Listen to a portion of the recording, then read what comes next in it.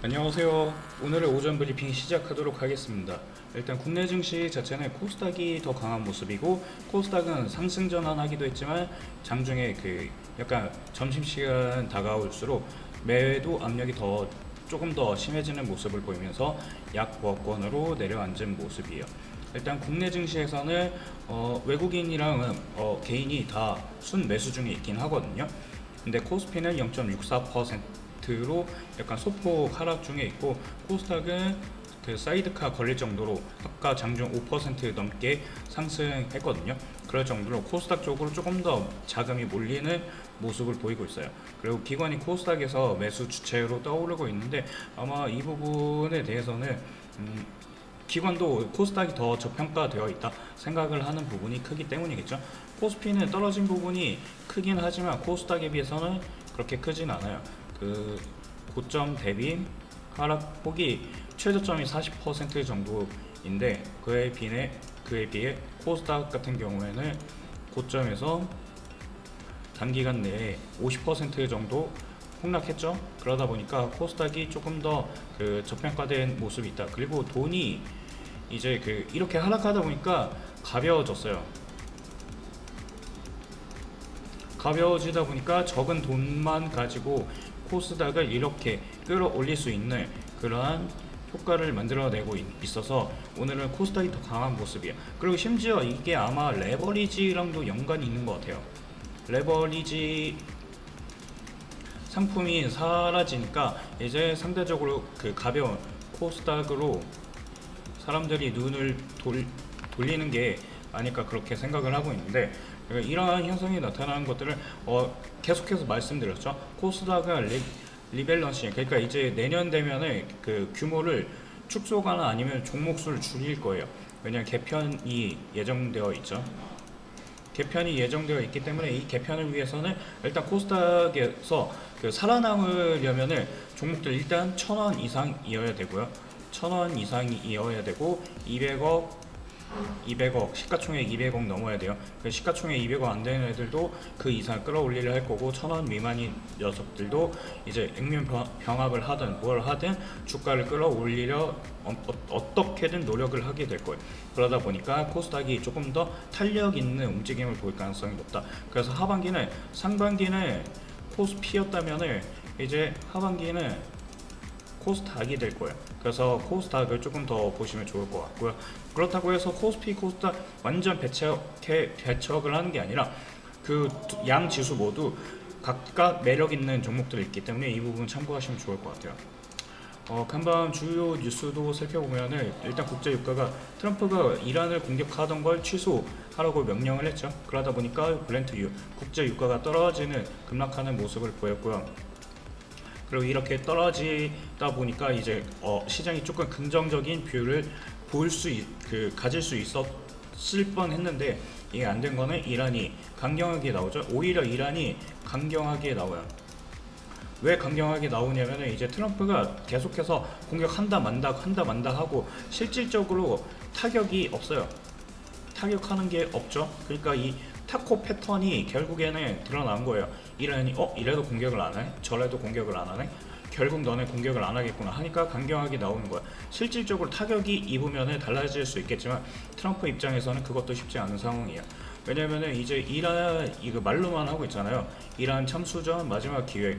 그러니까 이제 말로만 하고 있잖아요. 근데 말로만 하고, 그리고 실질적으로는 공격 중단하고 있고, 그러다 보니까 시장에서는 트럼프 타코에 대한 의심, 그러니까 결국에는 트럼프는 타코를 할 거다, 말 바꾸기를 할 거다 라고 생각을 해서 이란도 강경하게 나오고 시장도 크게 반응을 하지 않고 있어요.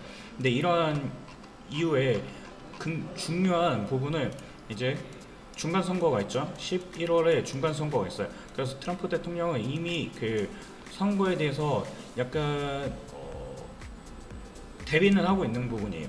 그러다 보니까 이제 돈을 풀고 있고요. 지금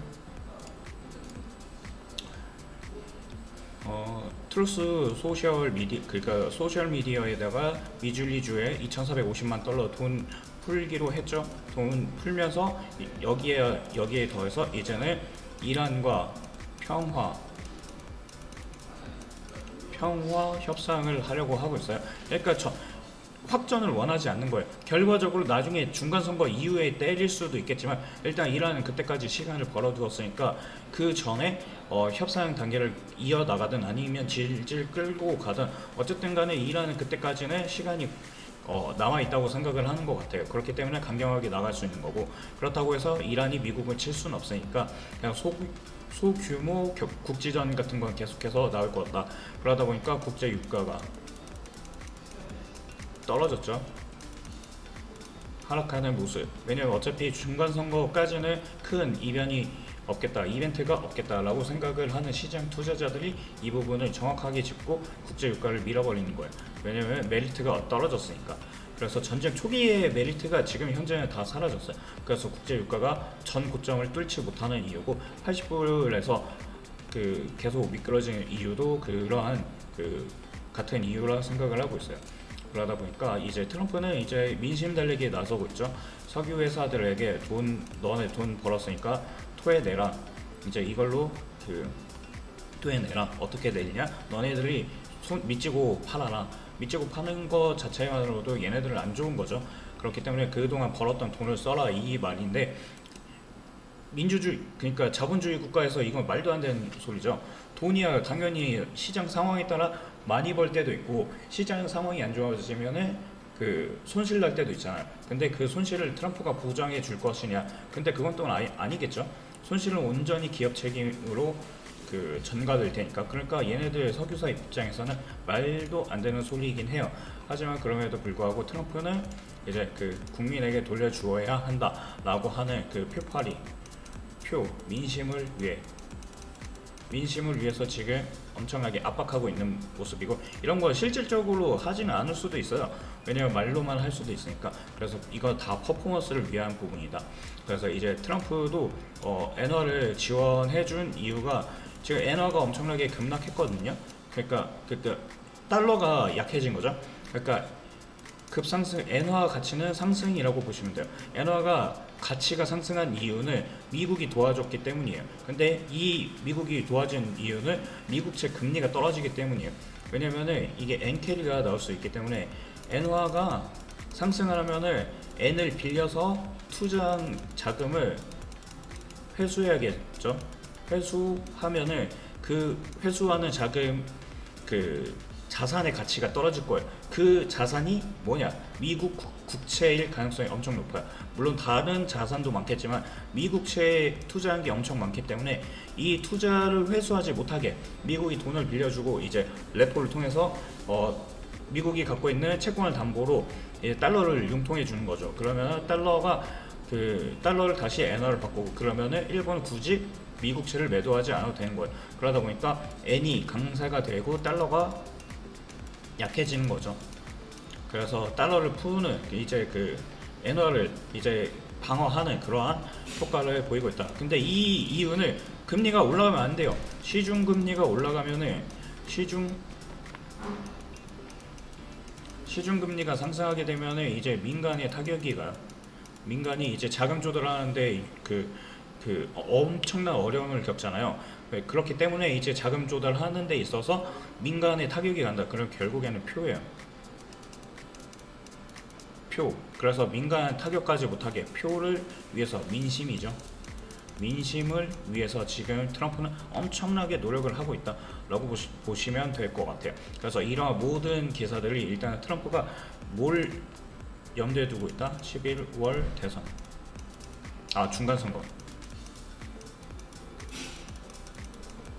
중간선거를 대비하고 있으니까 이 11월까지는 어떻게든 트럼프가 증시 안정화를 위해서 자금을 풀든 뭘 하든 우호적인 제스처를 할 거야. 그 이유는 모르겠지만 어쨌든 그러니까 중간선거까지는 미국이 괜찮을 거다. 그러니까 지금 미국 증시 다우가 사상 최고 찍었죠.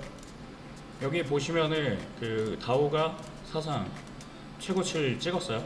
빅테크 강세라고는 하지만 결국에는 시장에 우호적인 환경을 만들어주고 있기 때문이에요. 계속해서 전쟁하고 뭐하고 규제하고 이러면은 시장이 깨질 수밖에 없어. 지금 유동성이 막 풀리는 시장이 아니기 때문에 유동성 축소의 시대에서는 정부가 밀어주지 않으면은 그 시장이 크게 흔들 가능성이 높다. 그래서 다우지수도 강했고 나스닥, S&P 모두 다 상승 마감한 이유는 트럼프가 증시에 엄청나게 민감하게 반응하고 있다. 그렇기 때문에 미국 증시는 괜찮은 이유다. 그렇게 보시면 될 것 같아요. 그래서 일단 이 기업들에 대해서는 그 미국에 대해서는 일단은 당분간 긍정적일 수 있다. 하지만 국내 증시 같은 경우에는 약간 변수가 많죠. 왜냐하면 레버리지 상품도 있고 그리고 코스닥에서 자금이 이탈하는 거 그리고 외국인들이 엄청나게 많이 팔았잖아요. 외국인들이 거의 올해만 매도 친 게 그 최근에 매수한 거 빼면은 한 5, 6월 달까지 거의 200조, 190조인가 거의 200조 가까이 매도를 했는데 계속해서 매수하는 자금은 적은데 매도하는 게 3, 4조 원씩 매주 막 그렇게 계속 매도를 했거든요. 언제요? 그 올해부터 엄청나게 이게 6월이잖아요. 6월 1, 2월 이때 외국인 비중을 보면은 계속 매도해요. 코스피가 올라가면 올라갈수록 계속해서 매도, 이때도 엄청나게 매도 많이 했죠.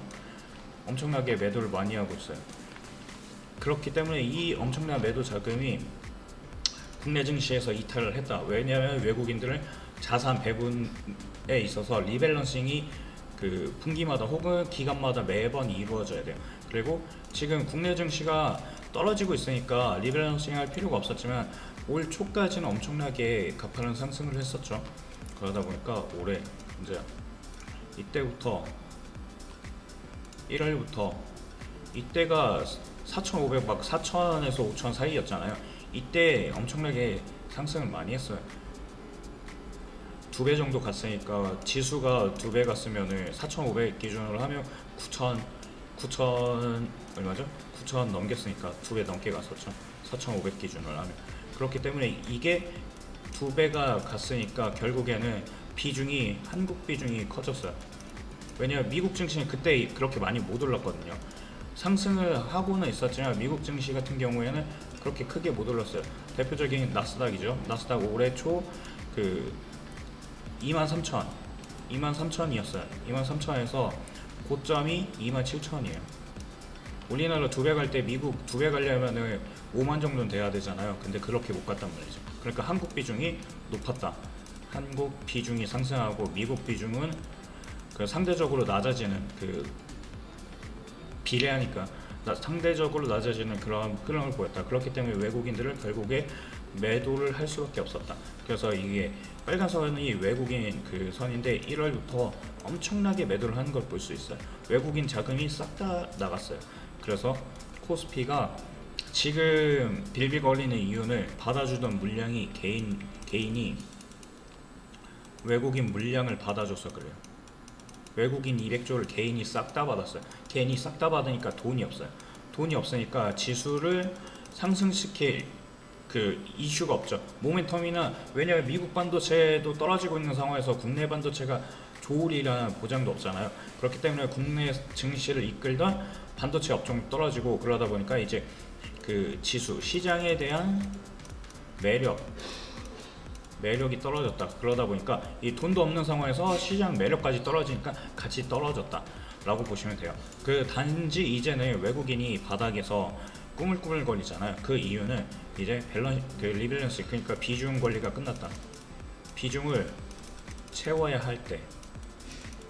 근데 지금 당장 안 채워도 돼요. 지금 외국인들은 언제 많이 사냐면 바닥에서 많이 사요. 바닥에서 과거에도 이때 그 지속적으로 매도를 했잖아요. 그 이후에 언제 샀냐? 24년, 25년 이때 25년이죠.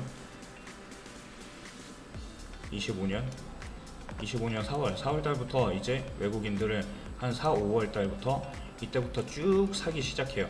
이때 코스피 2,800, 3,000 막 이럴 때 엄청 저점이죠. 그때 개인들은 안 샀어요. 다 팔고 미장 가야 된다고 했죠. 그러고 나서 외국인들 비중 쭉 올라오니까 지수도 쭉 올라오고 그때부터 외국인들 조금씩 레밸런싱 하기 시작하고 그리고 이제 지수가 폭발을 하다 보니까 이제 완전히 외국인들은 싹 다 팔고 떠났죠. 그리고 이제 다시는 지수가 또 폭락을 하면 그때 다시 들어올 거예요. 한국 시장은 굉장히 매력도가 높기 때문에 실적이 좋아요. 실적, 수출 잘 되잖아요. 수출이 여전히 잘 되고 있고 실적이 좋은 상황에서 이제 그 무역 파트너로 괜찮아요.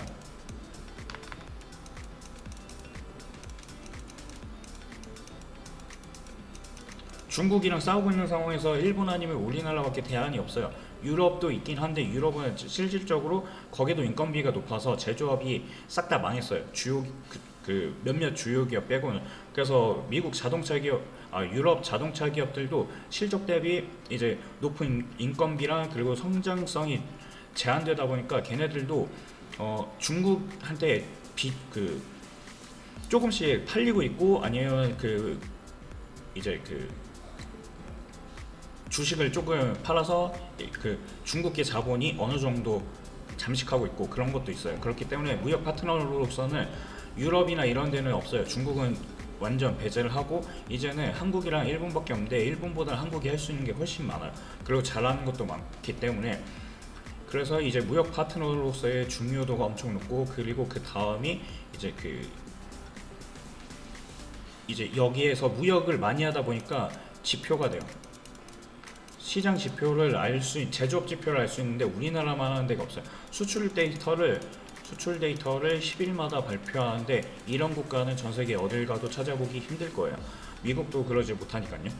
그렇기 때문에 일단 한국은 지표를 보기에도 괜찮고 무역 파트너로도 괜찮고 실적도 좋기 때문에 우리나라 증시에서 외국인이 완전히 떠나는 건 그 매력적인 시장을 그러니까 손 하나 묶어놓고 뭐 싸우는 거랑 비슷하다고 보면 되겠죠. 그렇기 때문에 결국엔 돌아올 거지만 아직까진 코스피에서 그렇게 그 매력이 있다고 생각을 하지 않는 건지, 아니면 조금 더 지켜봐야 한다 생각을 하는 건지 활기차게 들어오지는 않고 있어요. 그렇기 때문에 이 부분은 조금 더 지켜볼 필요가 있다.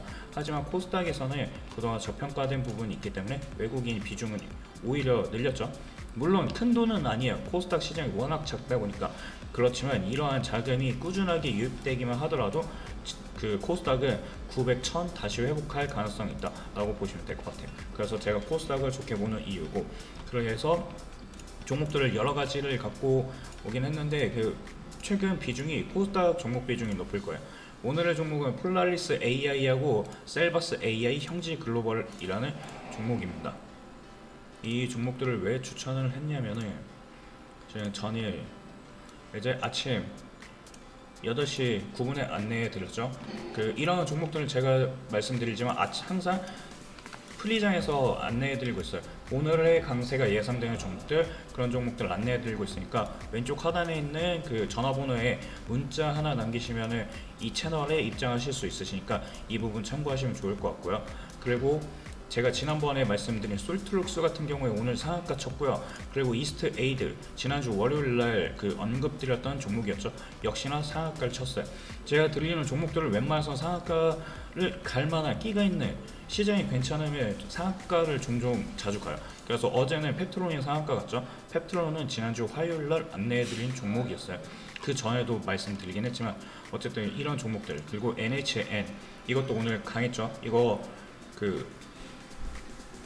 며칠 전 브리핑, 영상 브리핑에서 아마 4만원 넘으면 볼만하다.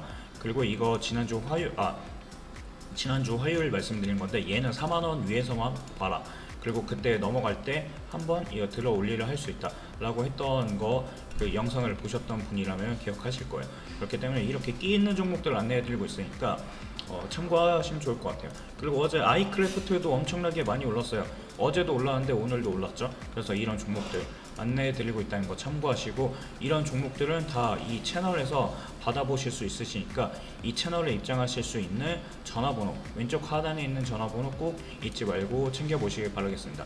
그러니까 일단 세 가지 종목, 폴라리스 AI하고 셀바스 AI 그리고 형지 글로벌, 왜 세 종목을 픽했는지, 그리고 세 종목 다 코스닥 종목들이에요. 이 코스닥을 왜 좋게 보는지 앞서 말씀드렸고, 이 종목들 왜 좋게 보는지 지금 말씀드릴게요.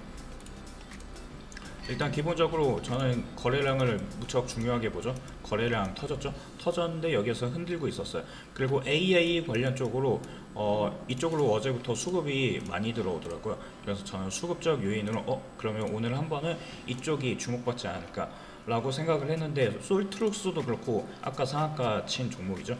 솔트룩스도 그렇고 이제 하나증권 리포트에 따르면은 여기에서 AAA 데이터 분석 수요가 확대될 것이다 라고 전망을 했고, 그 중에 솔트룩스, 셀바스 AI, 폴라리스 AI 이런 것들 거론했어요. 그 다 제가 안내해드렸던 종목들이죠. 과거 영상들도 있으니까 궁금하시면 한번 보시면 좋을 것 같고요. 오늘 이 거래량 의미가 있는 거래량이라 생각을 했어요. 저는 이 거래량들을 굉장히 좋아하는데 이 박스권 만들어 놓고 바닥에서 거래가 스물스물 들어오더라고요. 거래가 뜬금없이, 거래가 죽을 때는 주가도 당연히 죽어요. 거래가 없었죠. 거래가 없던 시점에서 갑자기 뜬금없이 이슈, AI 관련 이슈 나오면서 거래가 폭발하는 모습이 나왔습니다. 그리고 바닥을 찍고 이 바닥 구간을 흔드는 과정이 있었으면 더 좋았겠지만 흔드는 과정이 지금 나오고 있죠. 그러니까 상대적으로 폴라리스 AI는 약한 모습을 보이고 있고 셀바스 AI가 더 강한 모습을 보이고 있습니다. 셀바스 AI도 같은 테마죠. 근데 지금 이 바닥 구간에서 흔드는 과정이 여러 번 났죠. 한 번, 두 번, 세 번. 그러다 지금 이거 돌파 나오면서 강력한 거래량. 이게 시간봉으로 보여드리고 있는데 어떻게 보면 컵앤핸들이에요. 컵앤핸들. 그리고 컵앤핸들 구간 끝부분에서 거래가 강하게 터질 때 이러한 강한 슈팅이 나올 수 있다. 꼭 기억하시면 좋을 것 같아요. 그래서 이러한 차트 매매는 기술적 분석은 별거 없어요. 그냥 거래량 많은 에 따라서 찍으면 웬만해서는 다 맞아요. 그래서 주식은 어렵게 할 필요는 없는 것 같아요. 그냥 시장이 안 좋을 때는 어쩔 수 없어요. 다 같이 숲에 불이 났어요. 나가지고 나무가 싹 다 타는데 내 나무만 살리려고 할 수는 없겠죠. 아무리 물 뿌려봤자 옆에 불이 엄청 거세면은 물 뿌린 것도 금방 마르니까요. 그러니까 그때 빼고는 웬만해서 지수가 받쳐준다 하면은 이러한 종목들 이렇게 바닥에서 거래 터지고 이슈 있고 이슈와 거래가 있으면은 웬만해서는 한 번 더 가요. 그래서 이런 종목들 참고해 보시면 좋을 것 같아요. 그리고 마지막 형지글로벌 같은 경우에는 솔직히 말하면 얘는 조금 시간 걸릴 것 같긴 했는데 그럼에도 불구하고 오늘 단기 상승 나와주었죠. 시초가 대비 시초가는 마이너스 시작했지만 상승 11% 무려 11%나 상승해 주었어요. 그래서 얘도 끼가 있구나 라고 다시 한번 체감을 했는데 지금 이러한 종목들이 왜 보냐면 얘는 400원이에요. 그리고 아까 코스닥 상장 기준 잔류를 위해서는 1000원 만들어야 된다고 했죠. 무조건 이거는 얘는 살아남기 위해서는 무조건 1000원 이상 높여야 돼요. 그러니까 400원에서 1000원까지 끌어올리거나 아니면 병합을 해야겠죠. 그렇기 때문에 이거는 코스닥 리밸런싱 관련해서 주목하고 있는 부분이고, 그리고 얘네들이 자금이 그렇게 좋은 자금은 기업은 아니에요. 하지만 저는 단기 트레이딩 관점으로 안내해드리고 있다는 거 꼭 잊지 마시고요. 장기적으로 끌고 가진 마세요. 단기간 내에 오늘 하루에만 10% 수익을 줬다 그러면 그 순간 털고 나오면 끝나는 거예요. 그래서 다시 타점을 잡는다 하더라도 이런 건 길게 들고 갈 필요는 없어요. 하지만 얘네들이 이제 빚을 갚기 시작한다. 사옥들을 팔면서 조금 리밸런싱하고 이제 체질 개선을 위해서 첨단 기술, 소재 기반 사업으로 포트폴리오 전환을 위해서 이제는 자산을 매각하고 체질 개선을 하고 있다 라는 부분이 주목할 필요는 있어요. 하지만 지금 당장 얘네들의 모멘텀은 뭐다? 얘네들은 무조건 1000원 위로 끌어올려야 한다. 이것만 기억하시면 될 것 같아요. 여기 보이시죠? 지금 1000원만 넘겨라. 이제 1000원만 넘겨라. 반도체에 돈 물리더니 코스닥 덮치는 공포. 어쨌든 간에 얘네들을 무조건 1000원을 넘겨야 돼요. 그러니까 1000원을 넘길 가능성이 있다 라고 보는 관점이고, 그걸 위해서는 아마 한 번, 두 번, 여러 번 흔들겠죠. 하지만 중요한 건 지금 이 거래량, 이때 떨어질 때는 거래가 없었죠. 근데 지금 갑자기 빠르게 거래가 증가하고 있는 모습을 보이고 있어요. 연말까지 얼마 안 남았죠. 이제 벌써 8월이니까 이제 4개월 정도 남았는데 4개월 안에 해결을 해야 돼요. 그렇기 때문에 얘네들도 바쁘게 움직이고 있다 라고 보시면 될 것 같아요. 그래서 오늘의 종목 세 가지는 이렇게 형지글로벌, 폴라리스 AI, 셀바스 AI였고요. 그리고 이전에 상한가 종목들 페트로, 솔트록스, 이스트 에이드는 이번 주에 상한가였고, 지난번에는 한울반도체, 모나리자, 금호타이어 이런 것들, 파스코드 지난번 7월 초에 안내해드린 것들 이거 다 상한가 같고요. 일주일에 한두 개씩은 상한가가 나오는 것 같아요. 시장이 괜찮으면 한 두세 개 정도 나오는 것 같고, 안 좋을 땐 하나 정도 나오는 것 같은데, 이러한 종목들 이런 것들 얘는 끼가 있는 거죠. 상한가를 치는 종목들은 끼가 있는 종목들이란 거 꼭 잊지 마시고 한번 참고해 보시면 좋을 것 같고요. 그래서 이런 것들 안내받고 싶다 하시면 왼쪽 하단에 있는 전화번호 잊지 마시라고 언급드렸죠. 그거 꼭 한번 활용해 보시면 좋을 것 같습니다. 그럼 오늘 오전 방송은 여기서 마치도록 하고 이따 오후에 새로운 종목과 함께 찾아오도록 하겠습니다. 감사합니다.